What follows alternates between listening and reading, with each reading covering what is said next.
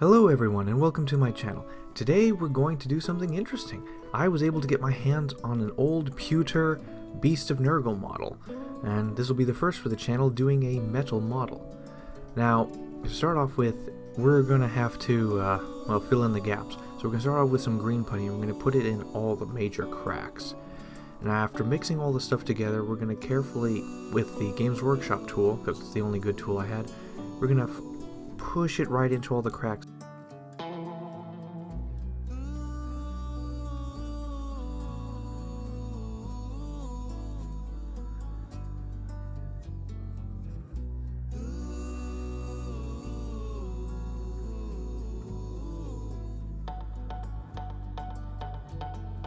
Now while that's drying, we're going to take Liquitex Flexible Modeling Paste, and I'm going to use this, I'm going to coat the entire base in it.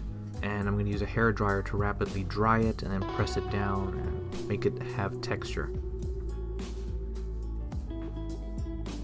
Before it completely dries though, I'm going to press the Beast of Nurgle into it to make an impression on the base to see like the beast is making dents onto the ground or making an imprint in the earth. Now back to the Liquitex modeling putty, we're going to take a tiny little sponge and then we're going to use it to tap apply the putty onto all the green stuff, because I don't like the texture of the green stuff. It's going to look alien, it's going to be obvious from a distance, so we're going to put a bunch of pats down on this, and this is going to create like a rotted skin looking thing, and it will look better in the end after all. And once the putty has dried with the help of a hairdryer, we're going to lay this down on some tape and then we're going to prime it on one side. Then we're going to flip it over and prime it onto the other side.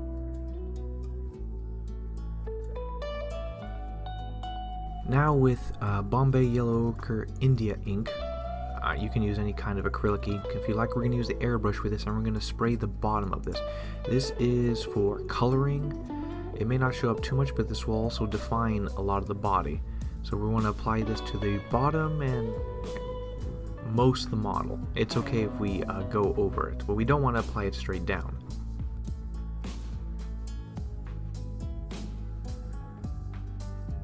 And then with Pallid Witch Flesh, which is a very good and strong off-white, we're going to apply this from the upper raised areas straight down onto the model.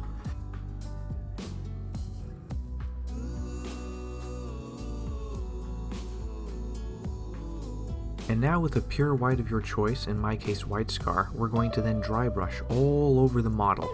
This is going to pick out all the detail that the model has to offer.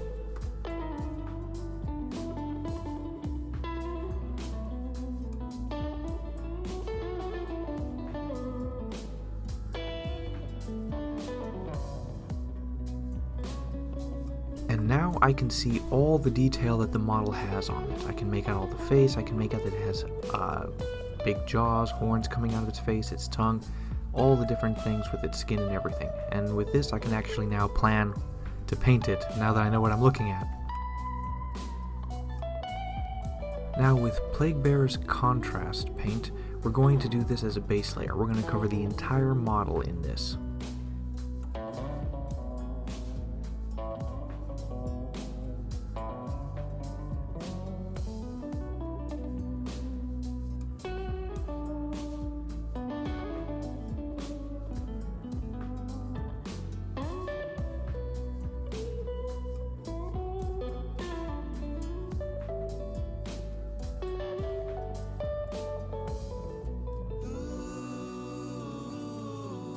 And now we're going to take some pastels. Now I picked these up close to 10 years ago for like 25 bucks, and they've lasted all this time.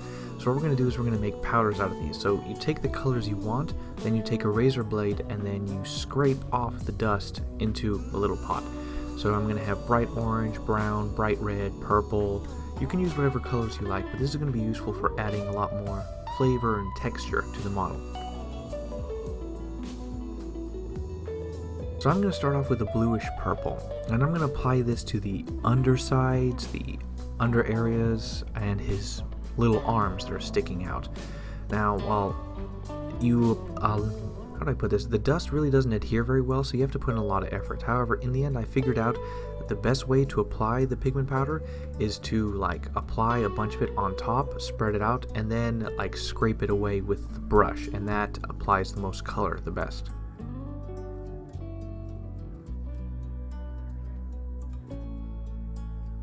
Now I'm going to take a dark brown and I'm going to apply it to the back because there are scales or something like that in the back, and I sort of envision it as sort of like a shell. So I give it a dark brown color. And we apply a bunch of this on, spread it around a little bit, and then we use the brush and scrape it off and dust it back and forth. And then with a reddish brown pastel paint, I'm going to apply this to what looks like he has a long tail on the ground. He's sort of like a slug monster, so like a long tail. I'm going to apply this onto his tail, top and bottom.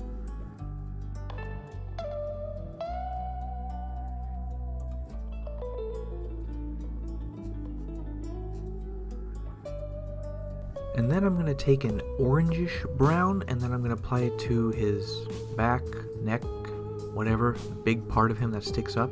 Yeah.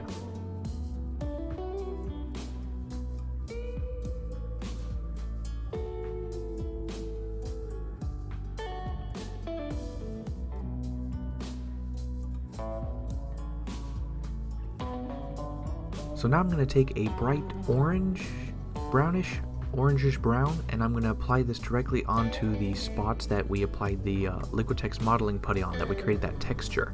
It's to cover the green stuff. So I'm going to treat this sort of as like a skin rash or skin disease that's noticeable from a distance. So we're going to apply a bunch on top, spread it around, and then scrape it off.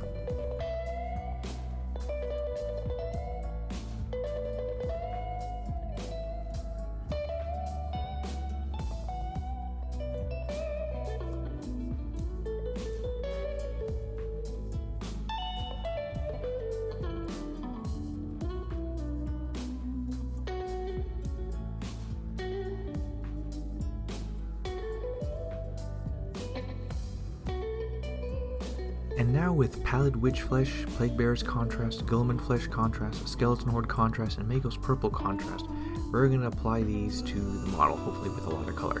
And we're going to start off with Pallid Witch Flesh. Now what we're going to do is we're going to do a dry brush of Pallid Witch Flesh on all his nails, the tentacles on the top of his head, and the end of his tongue.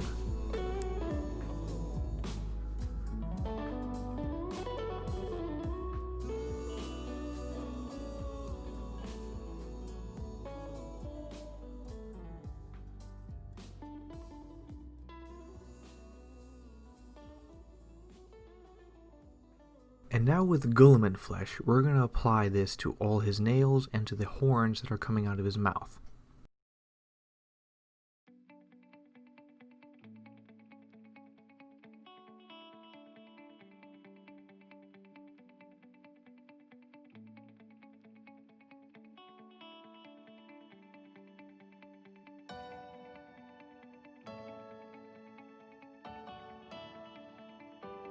And now with some technical contrast medium, we're going to dilute the Guilliman Flesh with 2 parts technical to 1 part Guilliman.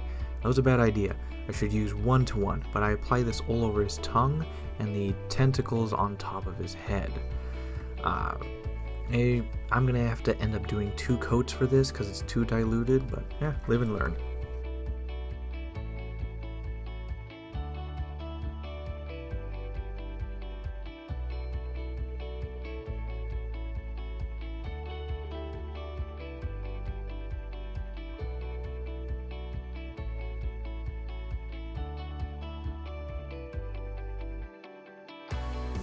And now with Skeleton Horde Contrast, we're going to apply this to all of his nails and to the horns on his mouth.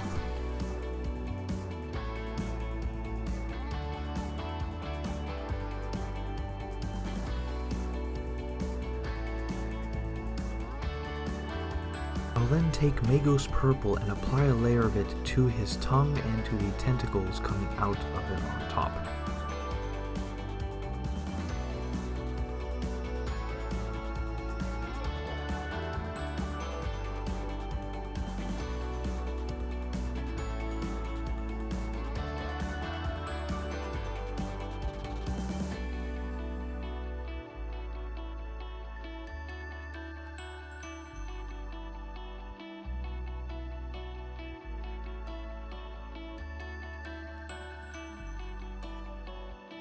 Now going back to Plague Bearer's green, we're going to apply this onto the big open part of his chest to darken it a bit.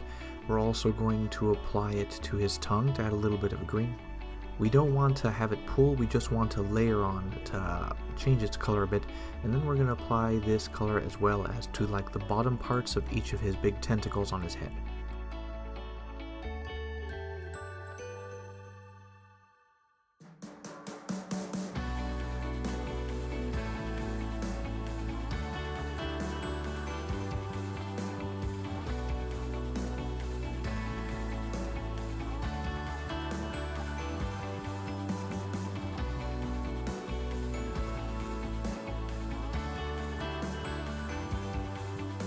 And now with Bestigor Flesh, Fugan Orange, Zamasi Desert, and Skeleton Horde Contrast, we're going to add more of the details onto the model. And so we're going to start off with Bestigor Flesh, and we're going to fill in these 3 open sores on the chest of the beast. And while that is drying, we're going to take the Zamasi Desert and paint his actual teeth under his jaw. We will then take the Fugan Orange and then apply it into the open flesh spots on his chest, and also in the surrounding area to add some coloration. I'll then go back with a little bit of the Bestigor Flesh and apply it in random places inside the sores on his chest. Now with Skeleton Horde Contrast, I'll apply it to his teeth and another layer of it onto the horns coming out of his mouth.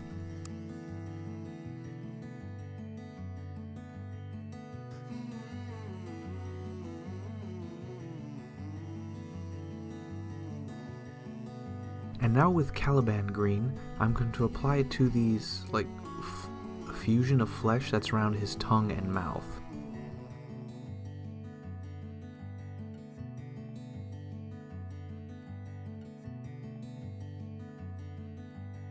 It's been a while since I showed how I made the bases, so with Balor Brown I'm going to apply this all over the base, and since I'm doing it in one sitting, this is turning out pretty well. It's dry mostly. It's still a little soft if I put pressure on it, but...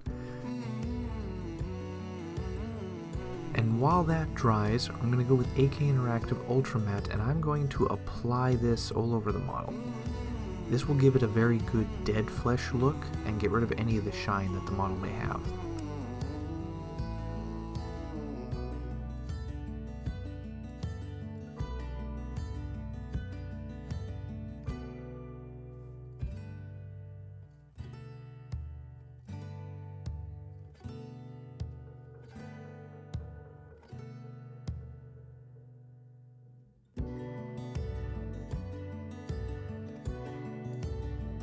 And now with some matte varnish and Vallejo Natural Umber and a little bit of water, we're going to apply this onto the base. We're going to apply a little bit of drops, a little bit of the dust, and some water to help it run, and just going to mix it and spread it all around.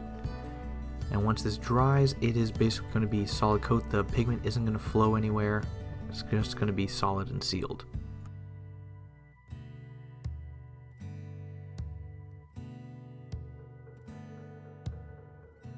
Now with Liquitex Gloss Varnish, we're going to apply this to his tongue coming out, the horns on top of his, or not the horns, the tentacles coming out of his head, and the spots where we put the bright orange pigment powder. Yeah.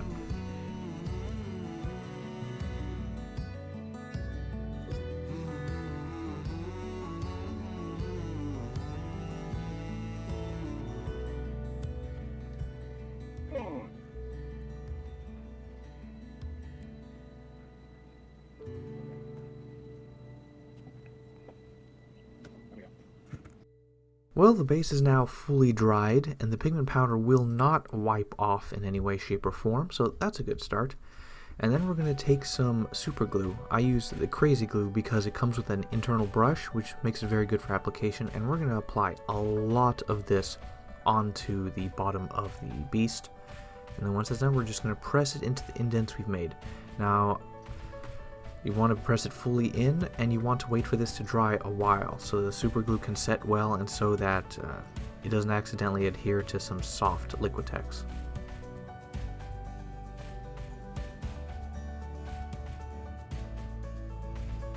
And now with Nurgle's Rot and Blood for the Blood God, we're going to add the finishing touches. We're going to take Nurgle's Rot and we're going to apply it all over the base. We're going to apply it thinly so that it spreads out and changes the color, gives it a nice sheen, and then we're going to allow it to pull in some places.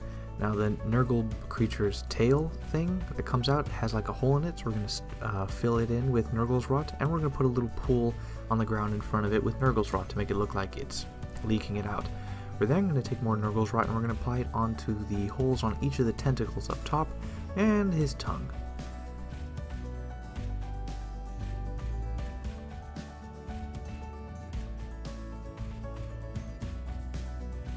And once that's done, we're going to take Blood for the Blood God and apply it where you like, but right now I'm going to apply it into the 3 open sores. So I'm going to place it on the edges of it and a little bit in the middle, a thin layer in the middle, and let it cake around the edges.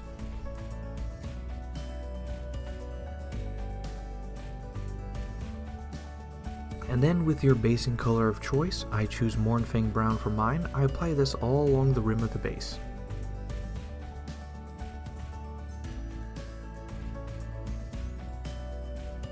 And done. Well, whew. This was a blast from the past. A lot of unusual issues when painting the pewter. For one reason, I tried to complete this all in one sitting, so maybe not all the primer was fully dried by the time I got my hands on it, because I had to be very careful when handling it because it would easily scrape off the paint. And you may see a little specks of metal through the model in these pictures in the end, but I eventually go back and apply just a little bit of Nurgle's Rot to cover them, because it's just bad. But I had to put a few layers of the AK Interactive to seal it in because I really needed it to be sealed because the paint would scrape off very easily. But now on to the work. Now I really liked this old model. Before, when Nurgle was metal, they had this very mean, vicious, evil look to them. And now Nurgle's models are joyful, happy, somewhat mentally handicapped by the looks of it. So I just don't fully like the image of the new Nurgle stuff, so I like the old stuff. So getting my hands on this old pewter model was really nice.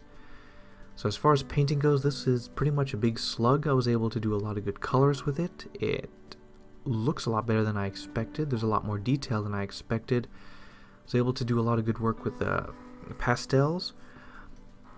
I feel... It's one thing to judge the model, but my work with the model... I'm going to say I feel like this is a...